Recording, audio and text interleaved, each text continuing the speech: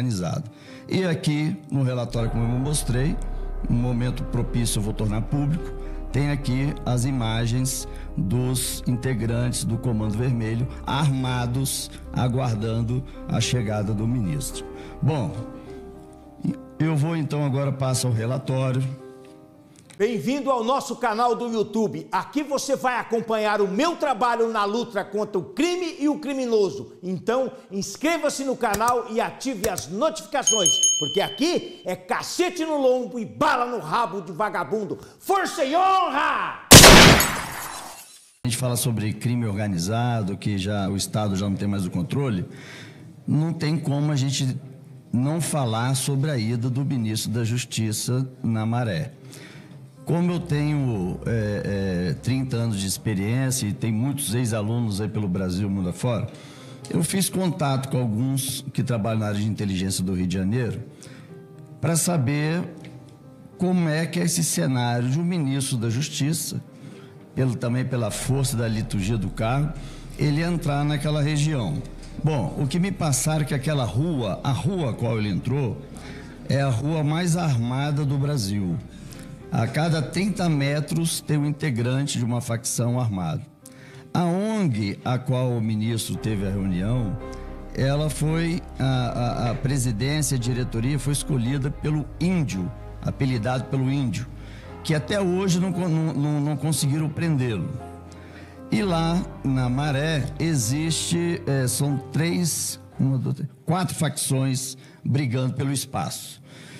Vê um ministro da Justiça indo para uma região altamente perigosa, de alto risco, que o BOPE, quando vai de caveirão, vai de veículo blindado, sem ao menos convidar o governador do estado, sem ao menos convidar o secretário de segurança, sem ao menos ele nem ser carioca, para estar lá até agradecendo possíveis eleitores dele, enfim.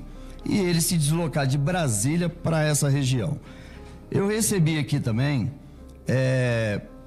um material que mostra os membros da facção, que muita gente ainda não percebeu, mas quando os veículos nem aparecem, já tem um membro do Comando Vermelho filmando. Ele não tem como prever o futuro, ele foi avisado que estaria chegando. Mas não só um membro, porque aparece no reflexo do carro. Existem outros que estão em outras posições, armados, com armamento ilegal. O armamento ilegal, a qual o próprio ministro, quando foi feita uma pergunta para ele sobre a questão dos registros, quando perguntaram para ele, e das armas ilegais? Não compete a mim. Bom, para mim está claro, até porque esse relatório que eu acabei de receber, de que o ministro da Justiça prevaricou, porque ele esteve numa região onde estava todo mundo armado e nada fez. Seria, comparando com o que aconteceu com o general Pazuello, quando era ministro da Saúde, que foi durante a Covid-19 massacrado, porque ele foi a Manaus e até então não tinha conhecimento da falta de oxigênio em Manaus. Mas ele foi massacrado de ter ido lá e não ter feito nada referente a isso. O mesmo eu atribuo ao ministro da Justiça.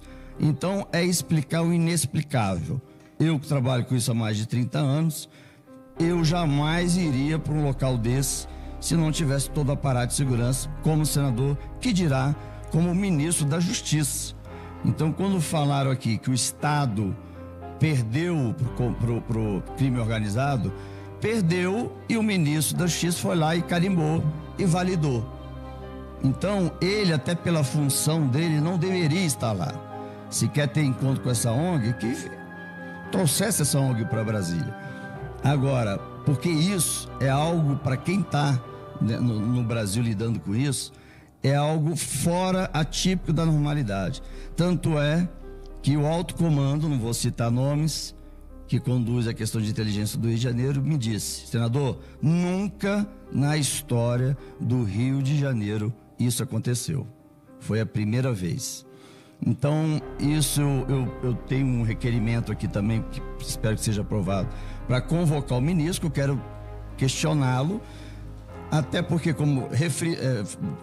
fortalecendo o que eu disse, a ONG a qual ele disse que foi para ter a reunião, tal da Rede da Maré, essa ONG, quem preside e quem faz a diretoria foi validado pelo chefe do Comando Vermelho, denominado Índio. Então, não é uma ONG totalmente à parte do crime organizado, negativo.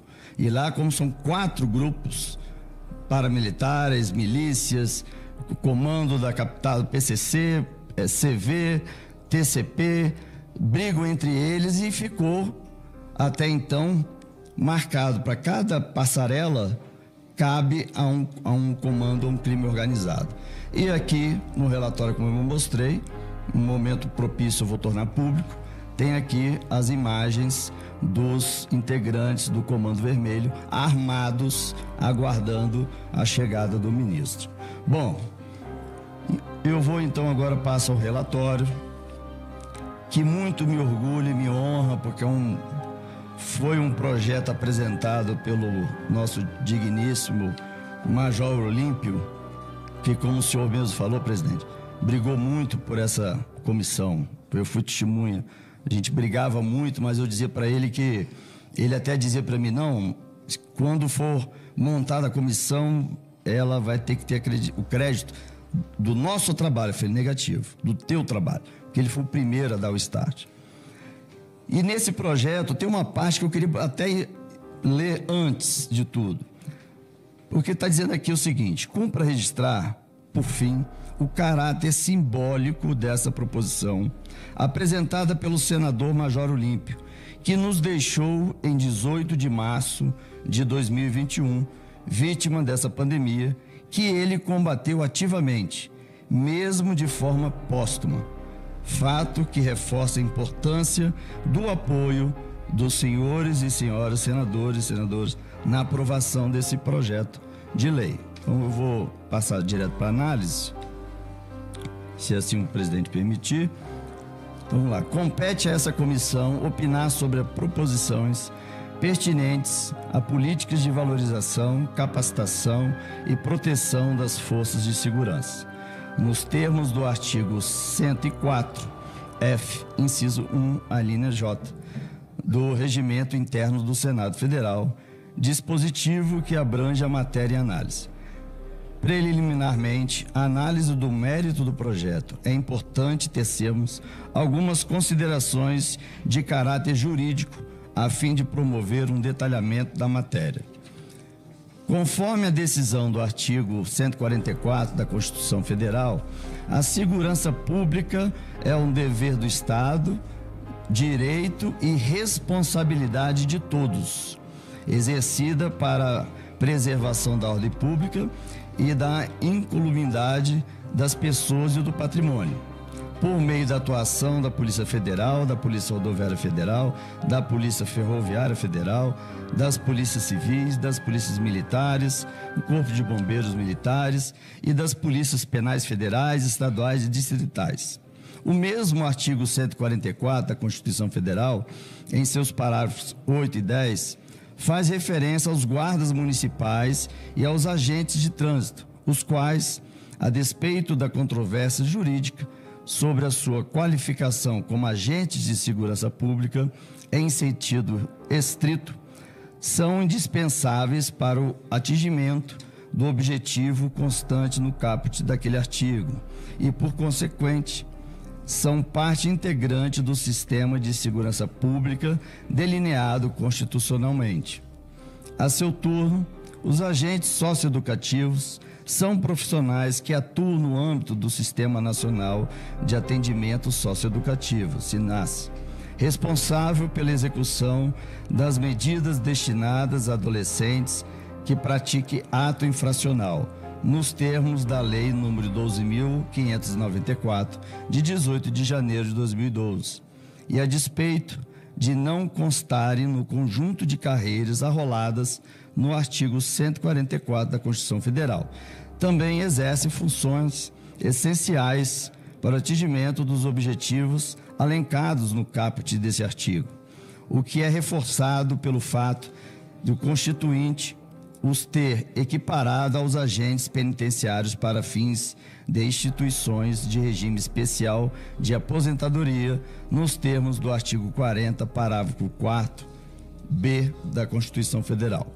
Quanto às Forças Armadas, dispõe o artigo 142 da Constituição Federal ser instituições destinadas à defesa da pátria, à garantia dos poderes constitucionais e, por iniciativa de qualquer desses, da lei e da ordem, às quais também compete a execução de ações de defesa civil, patrulhamento, revista de pessoas, de veículos terrestres, de embarcações e de aeronaves, entre outras atribuições atinente à segurança pública constante nos artigos 16 a 18 da Lei Complementar número 97, de 9 de junho de 1999. Ademais disso, cumpre sublinhar que os agentes que trata o projeto em análise constam no rol de profissionais essenciais ao controle de doenças e à manutenção da ordem pública, nos termos do artigo 3º, J, parágrafo 1º, da Lei nº 13.979, de 6 de fevereiro de 2020, que dispõe sobre as medidas para o enfrentamento da emergência de saúde pública de importância internacional decorrente do coronavírus, responsável pelo surto de 2019. Em face do exposto, verificamos que o objetivo do autor foi abranger o sistema de segurança pública em sentido amplo, de modo a assegurar o pagamento de compensação financeira a todos os agentes que atuaram diligentemente no curso do estado de calamidade pública decorrente da pandemia da Covid-19. Fato que nos leva a propor a emenda de redação para adequar a emenda do caput do artigo 1º do projeto, a fim de evitar quaisquer interpretações restritivas que possam vir a prejudicar o exercício do direito nele previsto. Quanto ao mérito, entendemos que seja evidente e fundamental a importância dos militares e dos agentes de segurança pública nas ações do enfrentamento à pandemia de Covid-19, de modo a concordarmos plenamente com o argumento arrolados pelo autor na justificação do projeto.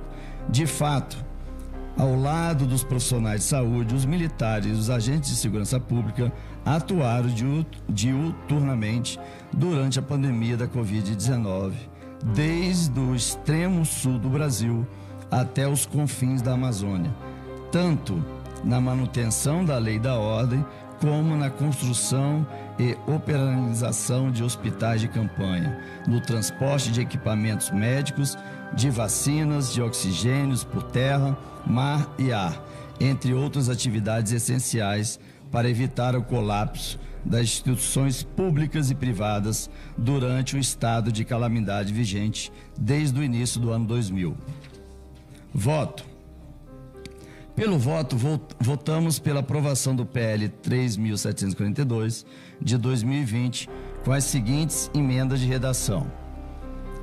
Dispõe sobre compensação financeira a ser paga pela União aos militares, agentes de segurança pública e guardas municipais integrantes das carreiras vinculadas aos órgãos e entidades que tratam do artigo 142 do caput e 144, incisos 1 a 6, nos parágrafos 8 e 10 da Constituição Federal, bem como os agentes penitenciários socioeducativos que trata o artigo 40, parágrafo 4, quarto B da Constituição Federal, que se encontravam em serviço ativo durante emergências em saúde pública de importância nacional, reconhecida pelo Decreto número 6, de 20 de março de 2020, e que tenham sido incapacitados permanentemente para o trabalho em decorrência da Covid-19.